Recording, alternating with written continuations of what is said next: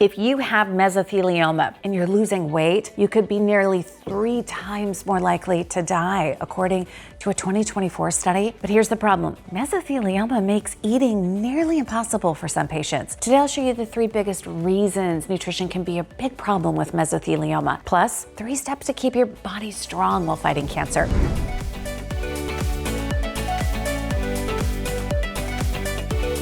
Hi, I'm Deborah from Surviving Mesothelioma. For almost 20 years, we have helped over 18,000 mesothelioma patients understand their treatment options. We've also published the best-selling book, Surviving Mesothelioma, written by the world's longest-living mesothelioma survivor. I'm going to leave a link in the description where you can get this book for free. Okay, let's look at 3 big reasons malnourishment can be a problem with mesothelioma. Starting with reason number 1, a higher risk of death. A 2024 study in the scientific journal Cancer Treatment and Research Communication looked at 111 people with pleural mesothelioma. The scientists running that study measured the amount of muscle and fat that each patient had near their vertebrae. And when they looked at the data, they saw something surprising. The patients who lost a lot of body fat had nearly twice the risk of death compared to patients who kept their body fat. But the patients who lost muscle mass, they had nearly 3 times the risk of death compared to patients who kept their muscle. Okay, this suggests that not eating enough food does not just affect the way your body looks or how you feel. For mesothelioma patients, it could potentially affect how long you live.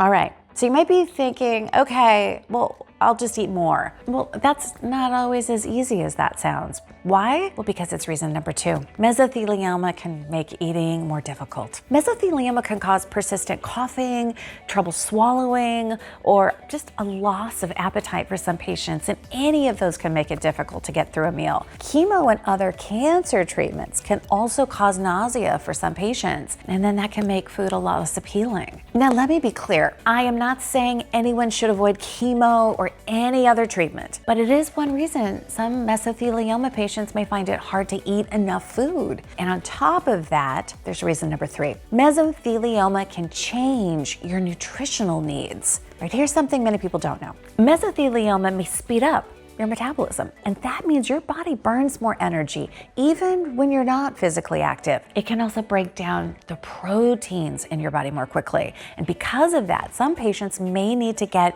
even more calories and protein in than they did before they had mesothelioma. All right, that is one reason that Paul Kraus, the longest living mesothelioma survivor in the world, wrote The Mesothelioma Survivor's Diet.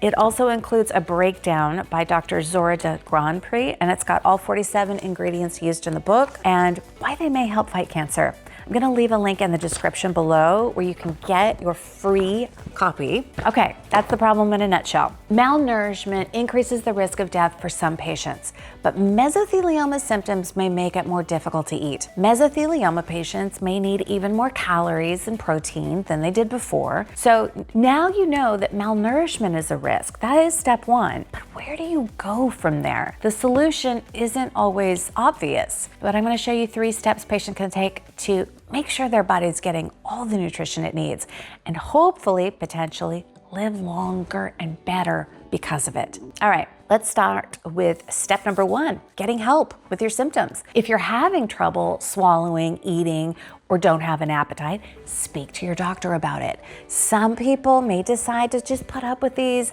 symptoms and eat less, but that could potentially mean eating too little and not giving your body the nutrients it needs to stay strong. But what can your doctor do about it?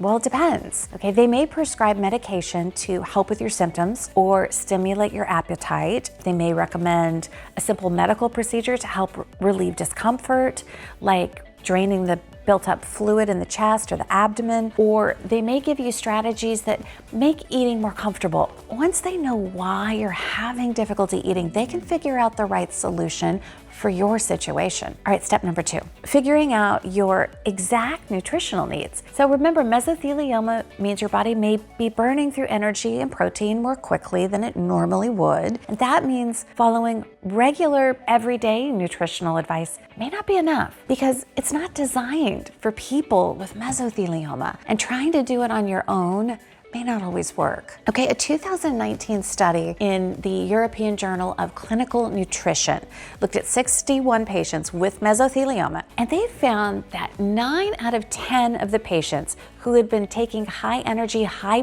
protein nutritional supplements were still malnourished. And that is why working with a licensed dietitian is so important. They can figure out exactly what you need to eat and how much of it.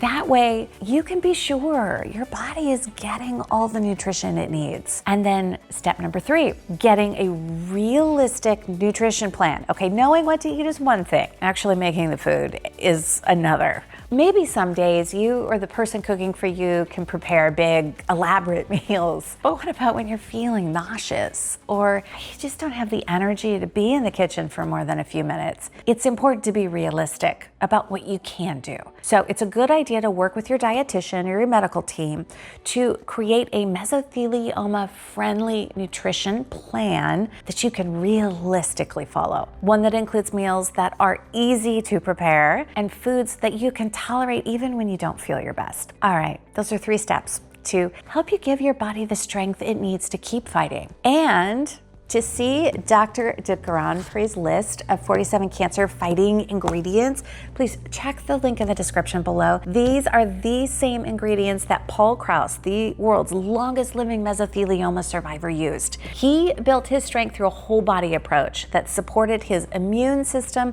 from the inside out with no chemo, no surgery, no radiation.